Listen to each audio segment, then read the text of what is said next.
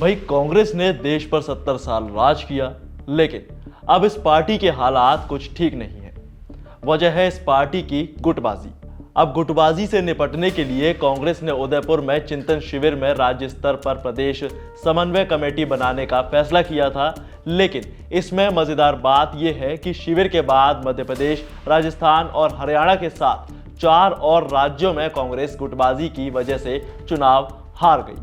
कहा जा रहा है कि अगर पार्टी गुटबाजी के चक्कर में नहीं होती तो शायद राज्यों में पार्टी की सरकार बन जाती, लेकिन पार्टी ने गुटबाजी का दामन थामा और हार गई। अब यूपी से लेकर कश्मीर तक और कर्नाटक में पार्टी की गुटबाजी अपने शिखर पर है।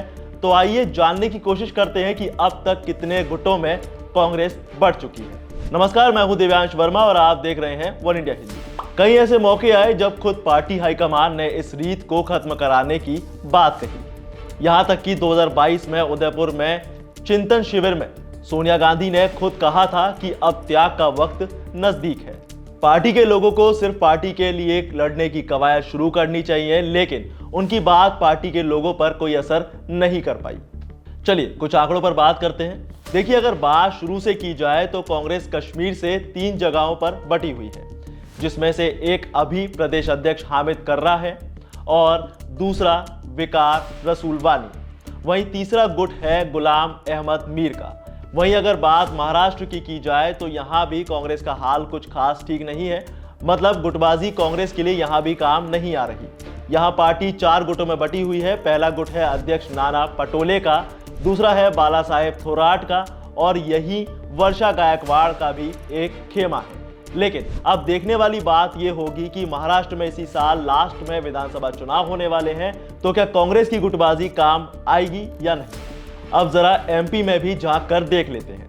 यहां भी कांग्रेस 4 गुटों में बटी हुई है, जिसमें पहला गुट कमलनाथ का है, दूसरा है दिग्विजय सिंह का और तीसरा है पूर्व प्रदेश अध्यक्ष अरुण यादव और अजय सिंह का।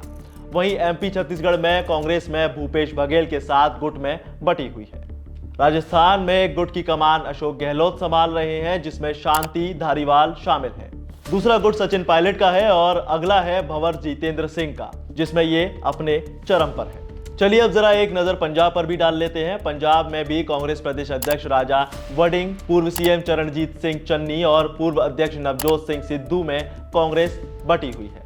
हालांकि सुखजिंदर सिंह रंधावा के साथ कुछ नेता हाईकमान समर्थक के तौर पर हैं, जो किसी भी पार्टी के साथ नहीं है। देखिए, बिहार और झारखंड में भी कांग्रेस की गुटबाजी तगड़ी है, जबकि बिहार में काफी लंबे वक्त से कांग्रेस सरकार में नहीं है। तारिक अनवर के साथ बिहार में कांग्रेस गुटबाजी कर रही है, लेकिन वहीं अगर बात झारखंड की जाए तो यहां भी पार्टी के कई गुट हैं। अब बात आती है हरियाणा और हिमाचल की, तो यहाँ कांग्रेस भूपिंदर सिंह हुड्डा और कुमारी शैलजा के साथ गुटबाजी कर रही है और शैलजा के साथ रणदीप सुरजेवाला और कैप्टन अजय यादव जैसे नेता हैं। वहीं हुड्डा के साथ चौधरी उदयभान और वरुण चौधरी हैं। हरियाणा के पड़ोसी हिमाचल में भी कांग्रेस 2 गुटों में बटी हुई है, जिसमें सुखविंदर सुक्खू और प्रतिभा जी का गुट कांग्रेस के अंदर बना हुआ है।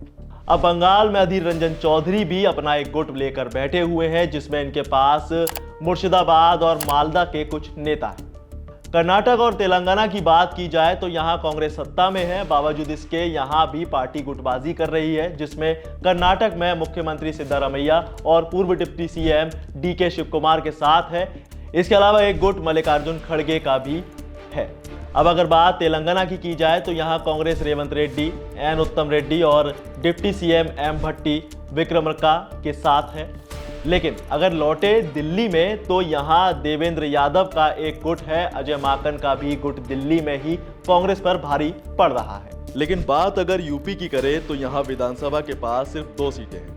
यहां एक गुट अध्यक्ष अजय राय का है, तो दूसरा पीएल पुनिया और तीसरा प्रमोद तिवारी का है। और पुनिया और तिवारी गुट का हाईकमान पर सीधा दबदबा भी है। तो ये थी राज्यों में कांग्रेस की गुटबाजी।